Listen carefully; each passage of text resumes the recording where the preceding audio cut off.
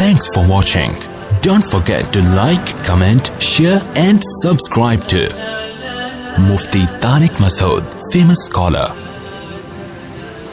لوگ کہتے ہیں کہ ایک آرمی کے کوئی آفیسر تھے, ان کا فون آیا کہ بیان میں جو آپ لوگ یہ کہتے ہیں کہ سائنس اور ٹیکنالوجی بھی ضروری ہے اور یہ بھی, یہ کہاں سے ہے, کچھ اس طرح کے وہ کچھ تو اپریشیٹ کرتے ہیں, کچھ اعتراض کرتے ہیں. تو میں نے کہا میرے بھائی یہ جو صحابہ کرام نے اتنی لڑائیاں لڑی ہیں یہ اس دور کی جدید ٹیکنالوجی کے بغیر ممکن تھی. حضرت معاویہ رضی اللہ عنہ نے بحری بیڑا سمندر پہ لا کے ڈال دیا.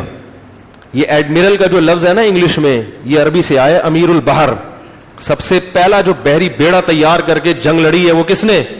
تو بحری بیڑے پر اتنی بڑی جہازوں کو لا کے ڈال دینا کہ پوری فوج کو سمندر پہ اتار دینا, یہ کیا اس دور کی جدید ترین ٹیکنالوجی کے بغیر ممکن ہے؟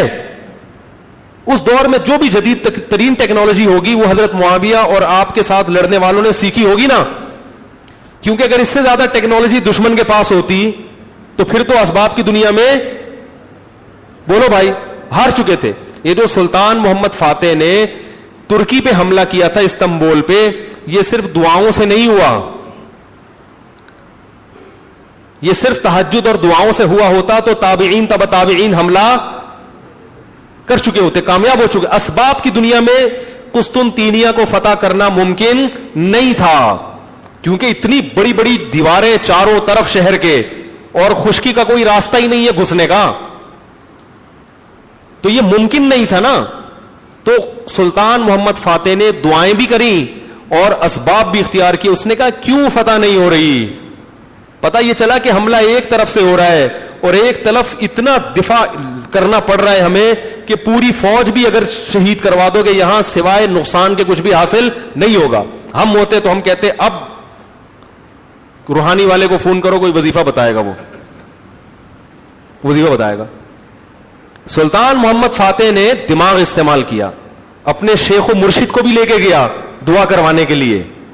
اس نے کہا صرف اسباب سے نہیں, دعا بھی ہوگی, لیکن پہلے وہ تمام اسباب جو ہمارے بس میں وہ اختیار کریں گے پھر دعا ہوگی. اللہ کہتے ہیں جو کام ہے پہلے وہ تو کرو نا. روٹی کھاتا نہیں ہے کہ اللہ نا پیٹ بھر دے, شادی کرتا نہیں اللہ اولاد دے دے. شادی کرو پھر دعا مانگو بھائی, روٹی کھاؤ پھر کماؤ پھر دعا مانگو کہ پیٹ بھر دے.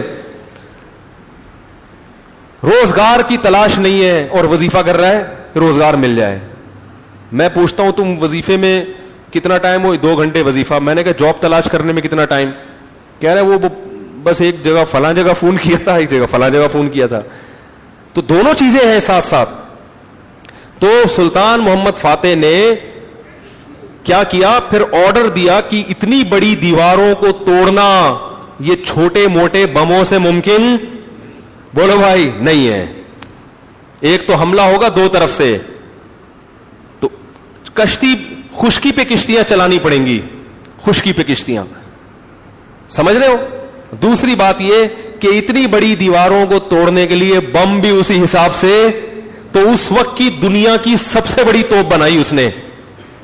یہ ٹیکنالوجی تھی کہ نہیں تھی کہ اتنی بڑی توپ, میں نے گولے دیکھے ہیں, وہ اتنے بڑے گولے کو فائر کرنا یہ کیا غلیل سے ہوگا ہے بھائی؟ تو کچھ تو دماغ لڑایا ہوگا نا اس وقت مسلمان سائنسدانوں نے کہ بھائی اتنی بڑی توپ ہے, اس کو فائر کرنے کے لیے کوئی یہ دیسی توپیں کافی نہیں ہے. اگر یہ طریقہ کافی ہوتا تو دشمن نہیں بنا کے بیٹھا ہوتا. تو جتنے بھی اس زمانے کے سائنٹسٹ تھے وہ سر جوڑ کے بیٹھے ہوں گے, یار کوئی ایسی توپ ہو کہ ہٹو بچوں ہو جائے بس وہ. اور پھر وہ توپ تھی جو جب لگتی تھی تو دیوار میں شگاف پیدا کرتی تھی. تو یہ ساری ٹیکنالوجی تھی. محمد ابن قاسم جو سندھ آیا ہے تو گوگل میپ تھا کیا اس زمانے میں؟ سندھ لکھا اور پہنچ گیا. کیسے اس کو پتا چلا کہ آپ جاؤ اتنے لمبے لمبے صحراؤں میں صحیح سمت میں جانا؟